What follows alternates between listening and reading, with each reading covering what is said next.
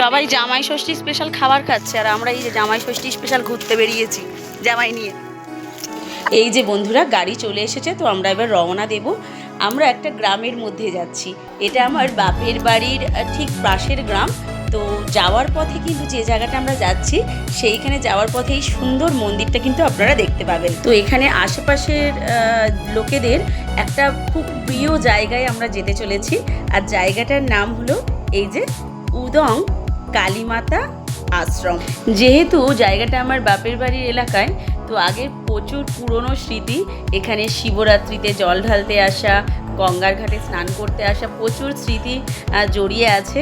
তো আজকে ষষ্ঠী উপলক্ষে এখানে আবার যাওয়া হয়েছিল আমাদের নতুন জামাইকে নিয়ে। জাস্ট ভিউটা দেখুন, এটা কিন্তু পুরীর জগন্নাথ মন্দিরের আদলে এই কৃষ্ণ মন্দিরটা বানানো হয়েছে। ওদিকের যে মন্দিরটা দেখতে পাচ্ছেন ওটা কালী মন্দির, আর এটা হচ্ছে শিব মন্দির, এবং এর ঠিক অপোজিটে রয়েছে বড় বাবার মন্দির। তো এই একই জায়গার মধ্যে 4টি মন্দির এবং একটা সুন্দর পার্ক জায়গাটাকে খুবই আকর্ষণীয় করে তোলে।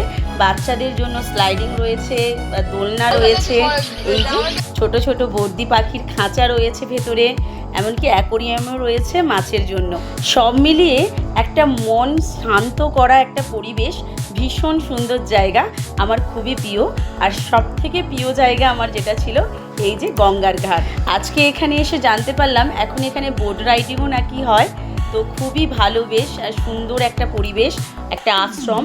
তো জায়গাটা আপনাদের কেমন লাগলো কমেন্ট করে জানাবেন বন্ধুরা।